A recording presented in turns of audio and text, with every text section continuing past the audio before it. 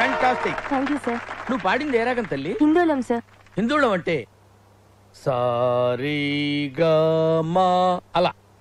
నువ్వు ఎలా అన్నావు? సగం మద. మరి ఏది? హిందోళంలో రీ ఉండదు సార్. ఈ పర్టికులర్ సీన్ గురించి చెప్పాలి.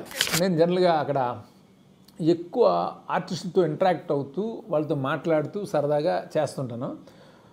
ఇది బ్రహ్మానంద్ గారి క్యారెక్టర్ ఎంత వర్కౌట్ అయిందో మీ అందరికీ తెలుసు కదా, కింగ్లో క్యారెక్టర్. ఆ క్యారెక్టర్ ఈ పర్టికులర్ సీన్ చేస్తున్నప్పుడు ఒక అమ్మాయి వచ్చి పాడుతుంది.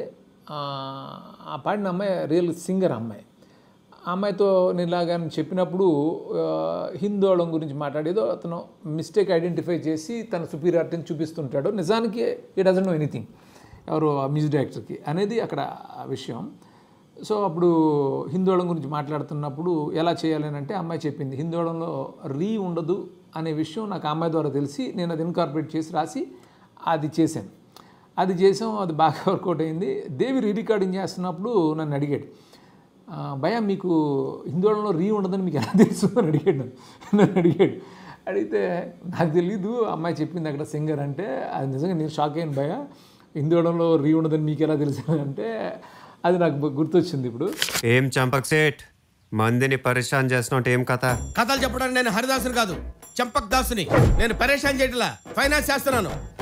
ఏందిరో వాల్యూమ్ పెంచినావు? పెంచక నేను చూసి పోసేసుకుంటా అనుకున్నావా?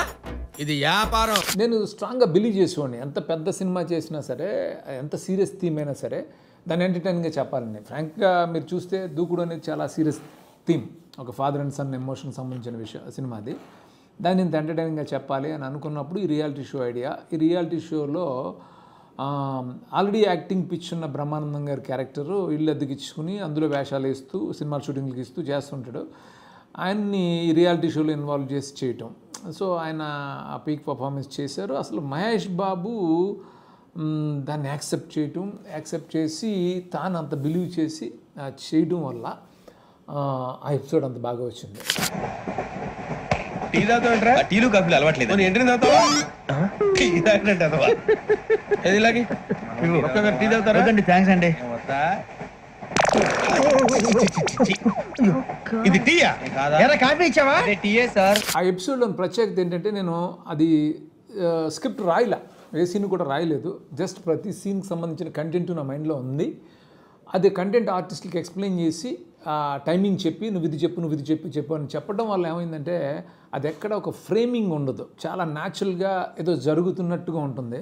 అది ఇన్ని ఇయర్స్ అలా ఉండడానికి రీజన్ ఆ రియల్ న్యాచురాలిటీ, అది అలా చేయటం.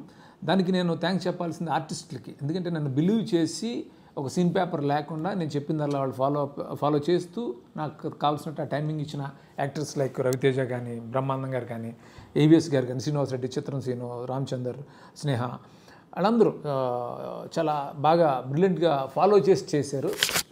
అలాంటి train episode after long 20 years తర్వాత, ఆఫ్టర్ లాంగ్ టైం 20 years తర్వాత మళ్ళీ నేను విశ్వంలో రిపీట్ చేయటం అంటే చాలా ఆలోచించాను.